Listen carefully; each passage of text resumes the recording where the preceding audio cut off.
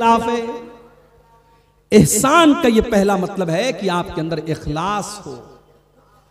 इसीलिए अल्लाह के नबी ने एहसान का मतलब बयान करते हुए फरमाया, अंताबुदल्लाह कअन्नका तराह, जब तुम अल्लाह की इबादत करो तो इस तरीके से करो जैसे तुम अल्लाह को देख रहे हो। फ़इन लम तकुन तराहु फ़इन्नहु यराका, अगर तुम अल्लाह को नहीं देख पा रहे हो तो ये समझो वो तुमको देख रहा है।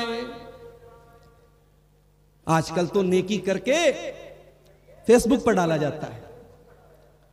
कितनी गरीब औरतें हैं, उनके घर में राशन दिया जा रहा है, 200-500 रुपए का राशन देकर के उस गरीब की इज्जत को तुम नीलाम कर रहे हो।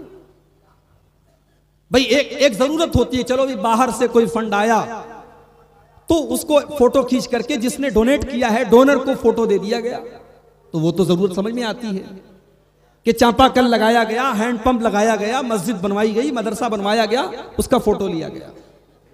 हालांकि उसमें भी बड़ा घपला हो रहा है। सुना कि एक हैंडपंप पर 10-10 बार पेंट हो रहा है, एक बार ग्रीन, एक बार रेड, एक बार ब्लू, एक हैंडपंप का 10 बार पैसा मंगाया जा रहा है।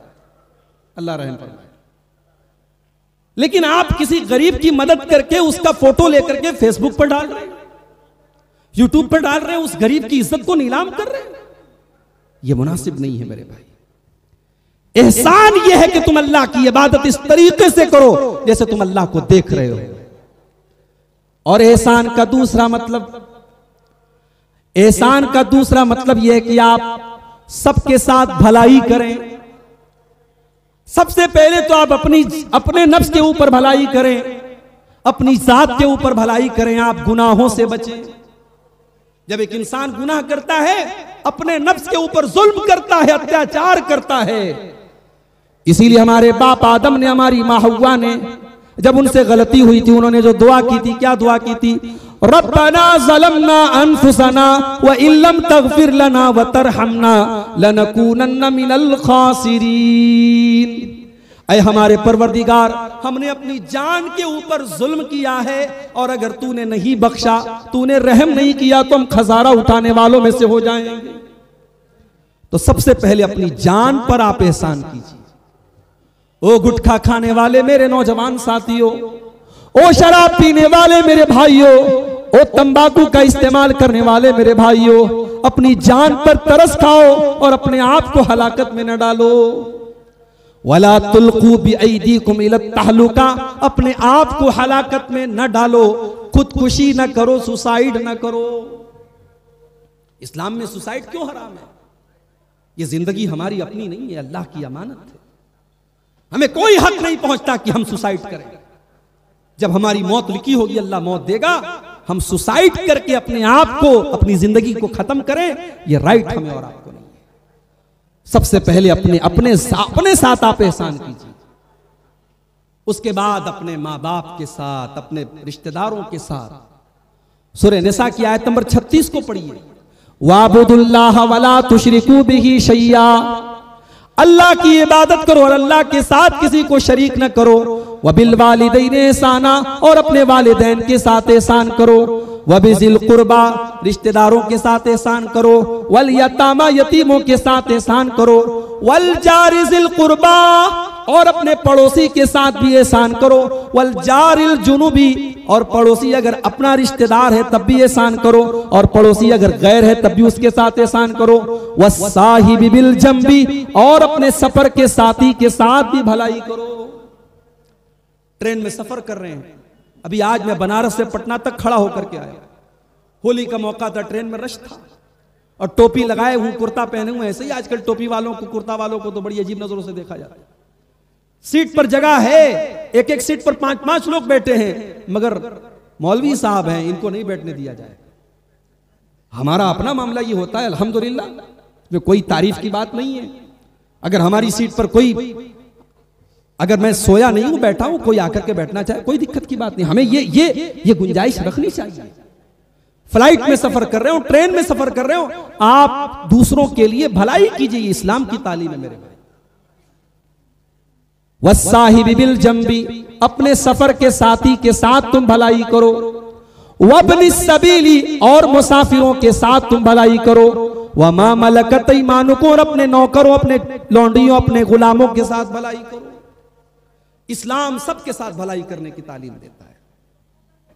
और एहसान का तीसरा मतलब, जो काम करो परफेक्ट करो। इस्लाम परफेक्शन का हुक्म देता है। नमाज आप पढ़ने के लिए खड़े हुए, एक आदमी नमाज पढ़ता है, कौवे की तरह 4 ठोंगे मार के चला जाता है, और एक आदमी जब नमाज पढ़ता है बड़े अच्छे तरीके से खुशी और खुशू के साथ, इत्मीनान के साथ नमाज पढ़ता है।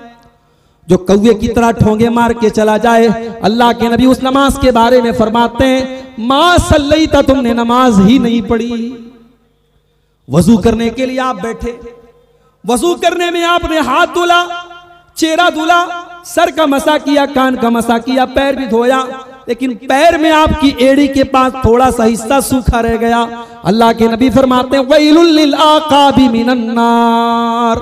अगर वजू के दौरान एड़ी सूखी रह जाए और एड़ी तक आपने पानी को नहीं पहुंचाया तो ये एड़ियां जहन्नम के अंदर डाली जाएंगी। परफेक्शन होना चाहिए, जो भी काम करो परफेक्ट तरीके से करो।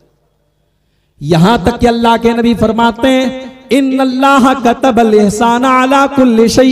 अल्लाह ताला ने हर चीज के साथ भलाई का हुक्म दिया है। फैजा ज़बा तुम फासिनु ज़बहा, जब तुम जानवर को ज़बा करो तो अच्छे तरीके से ज़बा करो, एहसान के साथ ज़बा करो। अपनी छुरी को तेज कर लो, जानवर को आराम पहुंचाओ। छुरी ऐसी ना हो कि तड़पा तड़पा के जानवर को कत्ल करो। छुरी आपकी तेज हो और जानवर के सामने आप छुरी ना तेज करें, पहले से तेज करके रखें। ये एहसान है, इस्लाम इसकी तालीम देता है। एहसान का एक मतलब यह भी है, आपने किसी से कर्जा लिया, 100 रुपया आपने लिया और लौटाने का टाइम आया तो आपने 100 की जगह 110 दे दिया। सामने वाले ने आपसे नहीं कहा था, अगर उसने तय करके आपको दिया था तब तो वो इंटरेस्ट हो जाएगा, ब्याज हो जाएगा। उसने आपसे कोई शर्त नहीं रखी थी, लेकिन आपने अपनी तरफ से बढ़ा करके दे दिया, ये भी एहसान है। अल्लाह ताला तुम्हें अदल का हुक्म देता है, तुम्हें एहसान का हुक्म देता है। और तीसरी चीज वह ईताइज़िल कुर्बा, और अल्लाह ताला तुमको अपने रिश्तेदारों को देने का हुक्म देता है। क्या देना है, अल्लाह ने इसको मेंशन नहीं किया। देने का हुक्म देता है। जो दे सकते हो तुम दे दो, पैसा दे सकते हो पैसा दे दो, इज्जत दे सकते हो इज्जत दे दो। कुछ नहीं दे सकते तो अपने रिश्तेदारों के सुख और दुख में शामिल तो हो सकते हो। इस्लाम के अंदर रिश्तेदारी का बहुत बड़ा हक है। हमारी जो नई नस्ल है, अल्लाह माफ करे, कितने लोगों को तो पता भी नहीं कि उनके खानदान के कौन कौन लोग हैं, कहां कहां बसे हुए हैं। एक आदमी बरहेट में रहता है, उसके कुछ रिश्तेदार ललमटिया में हैं, कुछ रिश्तेदार कदमा में हैं, कुछ कहीं है कुछ कहीं है, उसको मालूम भी नहीं कि हमारे रिश्तेदार कहां हैं। खास तौर से जो बड़े बड़े शहर हैं, मुंबई वगैरह में, जहां फ्लैटों में लोग रहते हैं, एक बिल्डिंग में 20-20 मंजिल है और हर मंजिल पर 4-4 फ्लैट हैं, लेकिन एक फ्लैट वाले को अपने बाजू वाले की कोई खबर नहीं होती। इस्लाम इसकी तालीम नहीं देता मेरे भाई। आप अपने रिश्तेदारों का ख्याल रखिए। वो आतिज़ल कुर्बा हक़्क़हू, अल्लाह कहता है कि अपने रिश्तेदार को तुम उसका हक दो। अगर आप अपने रिश्तेदार की मदद कर रहे हो, उसके काम आ रहे, कोई एहसान नहीं कर रहे आप, आपके माल में उसका हक था, आपने उसका हक उसको दिया है, आपने कोई एहसान नहीं किया है। आज हालात क्या है, भाई भाई से नाराज है, चचा भतीजे से नाराज है, बाप बेटे में मुकदमा चल रहा है। हो लोगों, ये चीजें खत्म कर दो, कुछ लेके नहीं जाना है। एक हादसा आएगा और आपको दुनिया से दूर कर देगा, एक बीमारी आएगी और आपको अल्लाह के पास लेके चली जाएगी। 4 दिन की जिंदगी है, अपनी जात के जरिए दूसरों का जो भला कर सकते हो भला करके इस दुनिया से जाओ। रिश्तेदारों के साथ अच्छा सलूक करो, रिश्तेदारों से रिश्ता तोड़ने की कोशिश न करो। आप हर खुतबे में सूरह निसा की पहली आयत सुनते होंगे, वत्तकुल्लाहल्लज़ी तसाअलून बिही वल अरहाम। हो लोगो, तुम अल्लाह से डरो जिसका नाम लेकर के तुम एक दूसरे से सवाल करते हो, और रिश्तों को काटने से, रिश्तों को तोड़ने से डरो। रिश्ता तोड़ने वाला जन्नत में नहीं जाएगा। अल्लाह के नबी फरमाते, ला यदखुलुल जन्नता कातिउन, रिश्ता तोड़ने वाला जन्नत में नहीं जाएगा। रिश्तेदारों के साथ अच्छा सलूक करो। बुखारी के अल्फाज हैं, अल्लाह के नबी फरमाते हैं, मन अहब्बा युनसा लहू फी असरिही व युबसत लहू फी रिज़्क़िही फलयसिल रहीमा।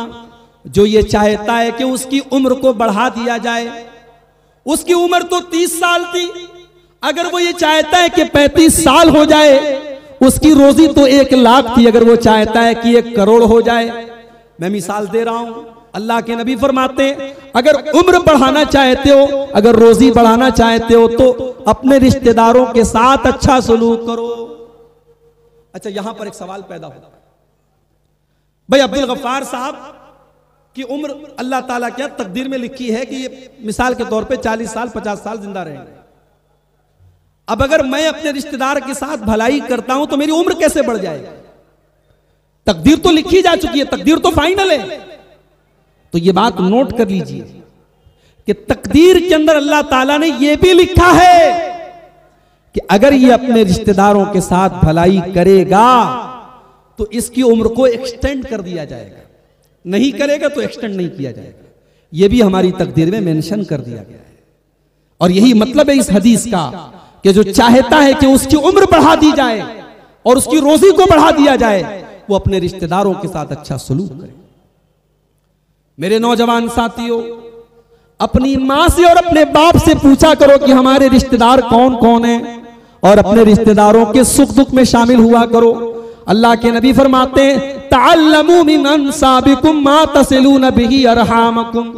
अपने रिश्तेदारों को पहचानो ताकि तुम उनके साथ सिला रहमी करो, उनके साथ रिश्तों को जोड़ा करो, इसलिए कि इससे खानदान में मोहब्बत बढ़ती है और माल में बरकत होती है, उम्र में बरकत होती है। तो रिश्तेदारों को देने का हुक्म दिया अल्लाह। 3 चीजें हो गई पॉजिटिव। अब आ जाइए 3 चीजों से अल्लाह मना करता है।